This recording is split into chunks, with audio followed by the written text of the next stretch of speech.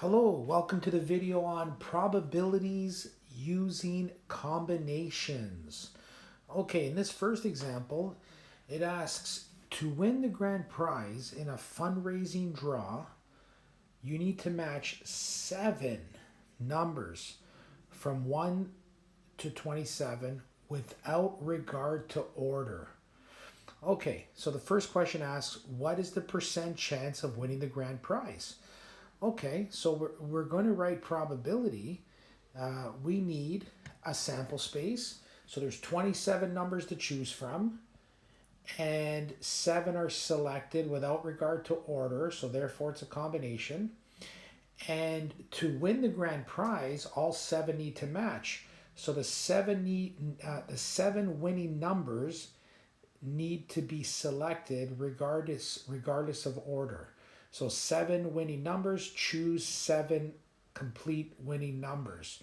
So there's our event space. And then we take our event space and we write it over our sample space, thus creating a probability fraction, which we could convert to percent later. So that becomes 1 over 888,030. And if we go to decimals, and then we go to percent. So there's the percentage of winning the grand prize, and there's the probability as a fraction. Okay, part B, what is the percent chance of winning the second prize, which involves matching 6 of the 7 winning numbers? Okay, so 7 winning numbers, and we choose 6. So recall this is the other form of notation for writing combinations. 7 combination 6. So not all 7 were selected. You didn't win the grand prize, but 6 of the 7 were selected. That's where this 6 comes from, and that's second place prize. However, 7 numbers need to be selected.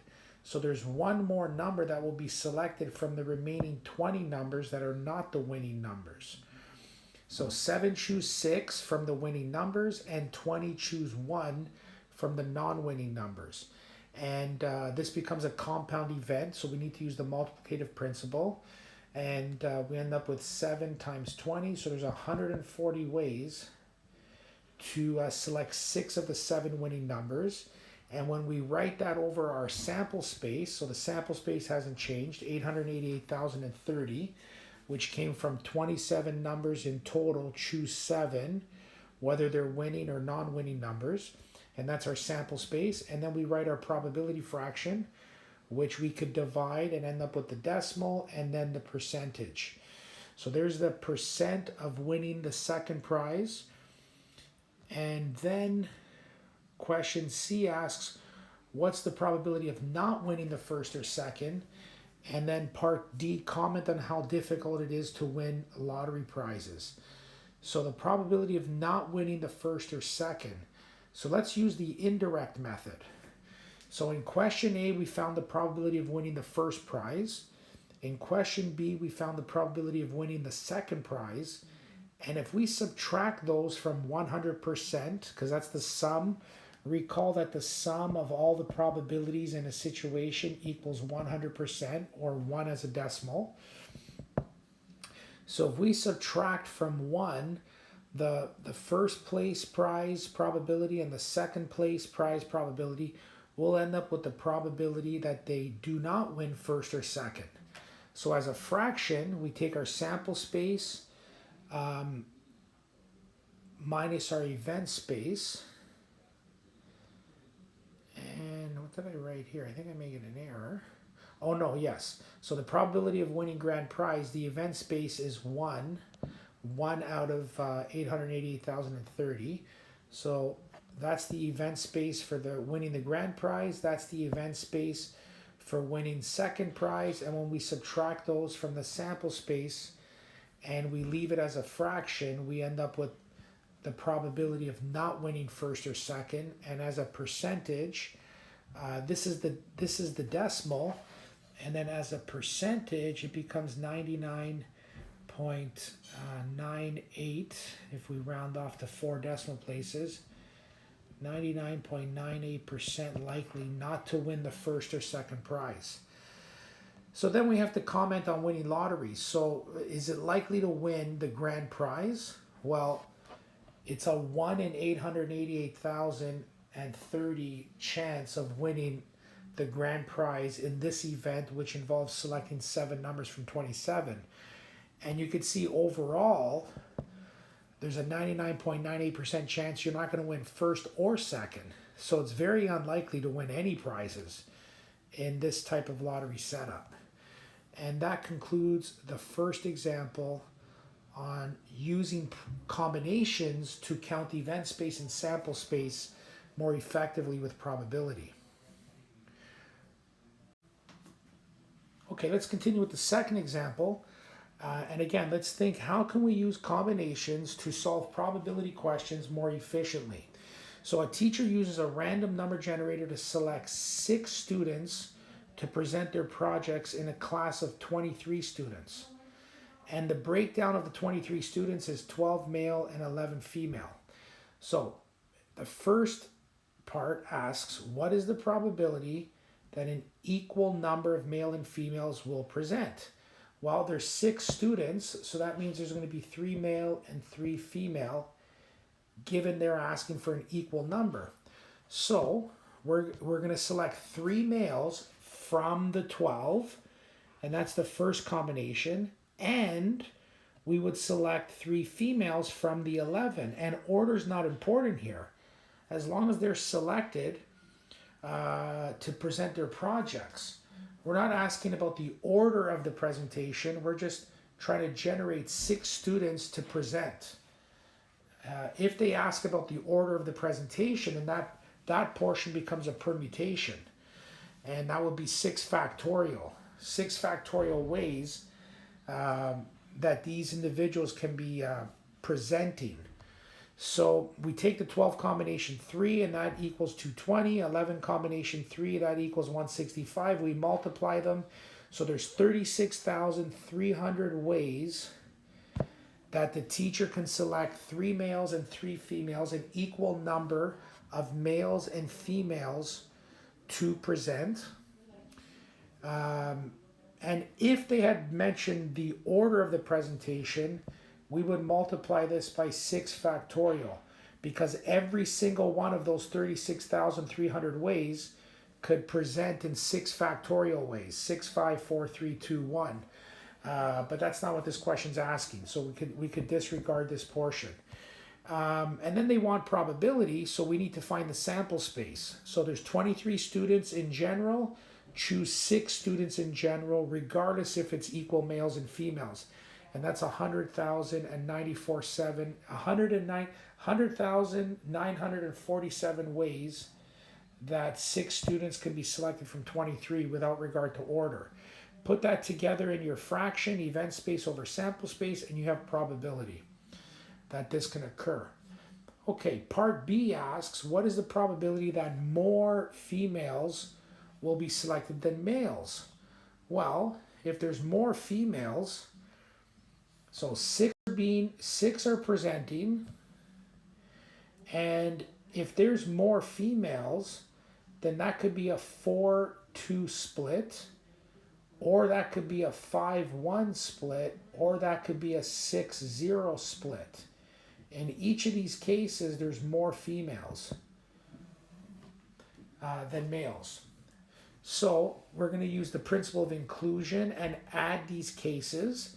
So in the first product, we have the combination of 11 choose 4 females times 12 choose 2 males, plus 11 choose 5 females times 12 choose 1 males, plus 11 choose 6 times 12 choose 0. And those work out to these numbers for a total sum of 27,786 ways that more females than males can be asked to present. And when you write that over your sample space, you end up with the probability of that occurring. Okay, and now the final part asks, which outcome is more likely? So we have the probability of equal males and females at approximately 35.96%. And then we have the probability of more females than males at 27.53%. So you can see the first probability is greater, 35% is greater than 27%. And that's why it is more likely to have equal numbers of males and females to occur.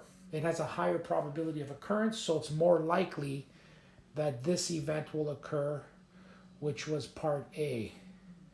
What's the probability that an equal number of males and females will present? Okay, that wraps up that example. Okay, now let's consider the third example on how combinations and Pascal's triangle can help solve probability questions. So it starts off with this example of a Plinko board, a board that has the wood pins, and you drop a ball in or a disc in, and they bounce around and they make their way to the bottom of the board, and they end up in one of the slots. So in this particular example, they ask you, what's the probability that the disc will end up in each slot at the bottom? Okay, so if you treat this like Pascal's triangle, the first drop, there's only one way it could land. Then the ball can go left, the disc can go left or right, and there's still only one way to get there. And then it can go left again. But to go right, there's two ways, because it could enter from the left or it could enter from the right. And to drop to the outside, there's only one way to land. So we're drawing Pascal's triangle out in this Plinko diagram. And then finally, when it bounces into the bottom position, there's one way to land in B, there's three ways to land in C, three ways to land in D, and there's one way to land in E. So that completes the disc landing at the bottom from this starting position, right? Every starting position is going to have a different probability. So from this particular starting position, these are the ways that it could end up at the bottom. And when we add up that sample space of 1 plus 3 plus 3 plus 1, there's 8 ways for the Plinko board to end up at the bottom of the board, the disc to end up at the bottom of the Plinko board from this starting position. So now when we consider the probability for each position, so position A, there is 0 ways to get there. So the probability to land in A is 0 out of 8. Position B, there's one way to land in B, and there's 8 ways to land at the bottom of the board, so the probability is 1/8. And position C is 3/8. Position D is 3/8. Position E is 1/8. And position F is 0/8. So this is a way to, this is an example of using Pascal's triangle to write probability and solve questions involving probability. And that wraps up this example.